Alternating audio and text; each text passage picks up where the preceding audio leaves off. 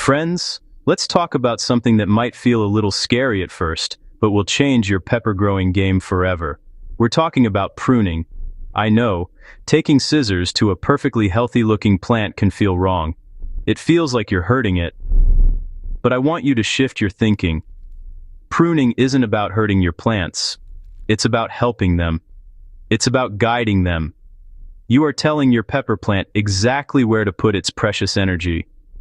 Instead of letting it grow wild and unfocused, you are giving it a clear job to do: grow you the biggest, most beautiful bell peppers you've ever seen. This is how we partner with our plants in the garden. Think of it this way. A pepper plant has a limited amount of energy to spend. It gets this energy from the sun, the water, and the soil you've so carefully prepared. It can either spend that energy making a whole lot of leaves and skinny, weak stems, or it can spend it on producing big, thick-walled, juicy peppers. By making a few simple, strategic cuts, we are directing all that goodness, all that life force, right where we want it to go. We are telling the plant, hey, don't worry about all these extra leaves down here. Focus on making those amazing fruits for my family's table. It's a conversation, it's a partnership, and it makes all the difference in the world. When we prune, we are essentially editing the plant's story. We are helping it become the best version of itself. This simple act improves airflow around the base of the plant, which helps prevent the kinds of fungal diseases that can sneak in when things get too crowded and damp. Good airflow is like a breath of fresh air for your plant, keeping it healthy and strong from the ground up. You're not just aiming for more peppers, you're aiming for healthier plants that can fight off problems all on their own. And a healthy plant is a productive plant, plain and simple. It's about creating a resilient garden. So grab your favorite pair of clean, sharp snips, and let's get to it. Don't be nervous. I'll walk you through every step of the way. We're going to give your pepper plants the guidance they need to truly thrive. This isn't just about a bigger harvest, though you will get one. This is about becoming a more active participant in your garden's success. It's about understanding what your plants need and having the confidence to give it to them. Trust me, once you see the results, you'll never go back to letting your peppers grow without this little bit of loving guidance. It's a game changer. The very first and most important cut you'll make happens when your pepper plant is still young. You'll want to look for the spot where the main stem splits into a Y shape. Right there in the center of that Y, you will almost always find a little flower bud. This is called the crown bud or the terminal bud. Now, this is the hard part. I want you to gently pinch it off or snip it out. I know, it's the very first promise of a pepper, but removing it is so important. This one little action sends a powerful signal to the plant. It says, don't make a fruit yet. Grow bigger and stronger first. By removing that first flower, you encourage the plant to redirect its energy into creating more branches. Instead of just two main stems growing from that first Y, you'll often see the plant push out 3 or even 4 strong new branches. More branches mean more places for flowers to form later on, and that means more peppers for you to harvest. You are trading one early, likely small pepper for a dozen bigger, better peppers later in the season. It's a long-term investment in your harvest. It's about patience and trusting the process. You are setting the stage for abundance right from the very beginning of the plant's life. Next, we need to think about the base of the plant. Look at the bottom 6 to 8 inches of the main stem. You'll probably see some leaves and maybe even some small side shoots starting to grow there. We need to clear all of that away. Just snip them off right where they meet the main stem. This is all about creating good air circulation around the bottom of the plant. When leaves are touching the soil, they can pick up soil-borne diseases, especially when you water. By keeping that lower section clean, you allow air to move freely, which helps the base of the plant stay dry and healthy.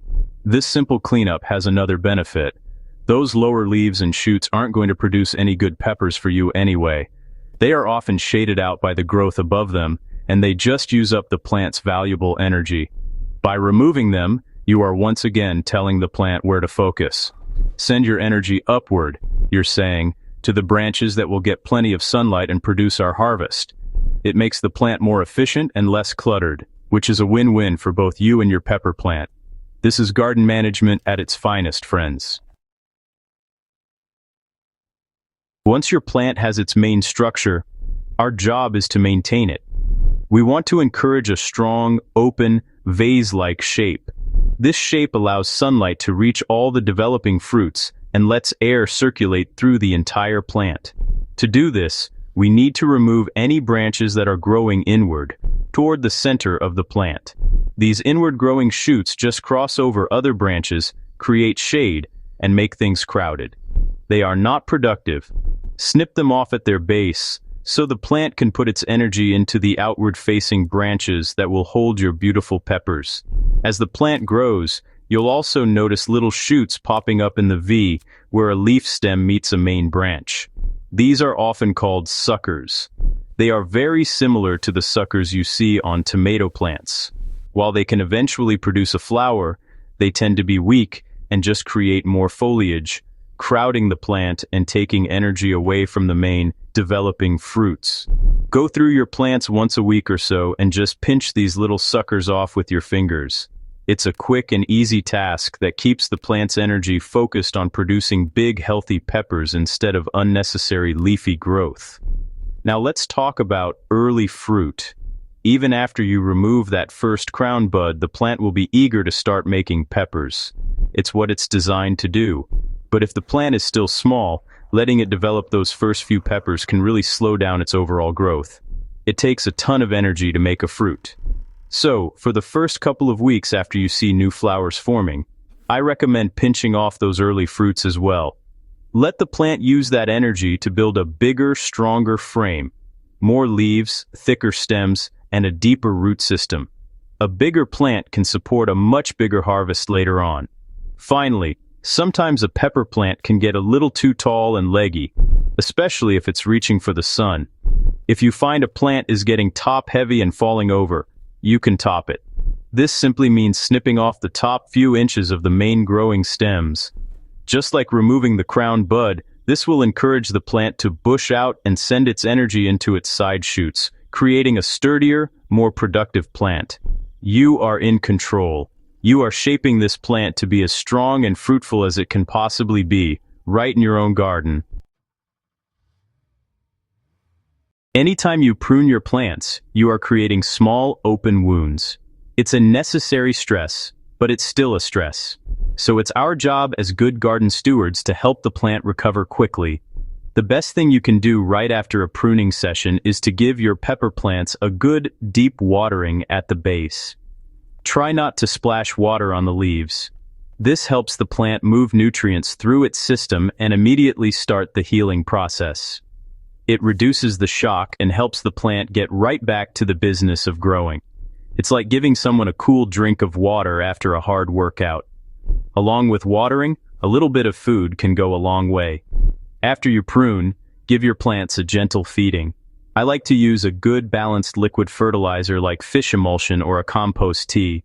You don't want to give it a heavy dose of anything, just a little snack to help it recover and fuel the new growth you're encouraging. This little boost of nutrition provides the building blocks the plant needs to seal up its cuts and push out new productive branches. Think of it as a comforting meal that helps the plant feel strong and ready to grow again. As you continue this process through the growing season, you will absolutely see the rewards. You'll have plants that are not a tangled mess, but are open, strong, and easy to harvest from. The peppers they produce will be larger, with thicker walls, because the plant was able to pour all its energy into them. You'll find that your plants are healthier overall, with fewer issues from pests and diseases, because they have that wonderful airflow keeping them dry and resilient. This isn't just about getting more food, it's about growing better food with less trouble. And that, my friends, is the beautiful result of this partnership. By taking the time to prune, you are working with your plants to create incredible abundance.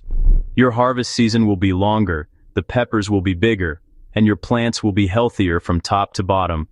It's one of those simple skills that takes a little bit of courage to learn but pays you back tenfold. So get out there, be brave, and guide your pepper plants. You will be so proud of the strong, productive plants you've nurtured and the incredible harvest you'll be bringing into your kitchen.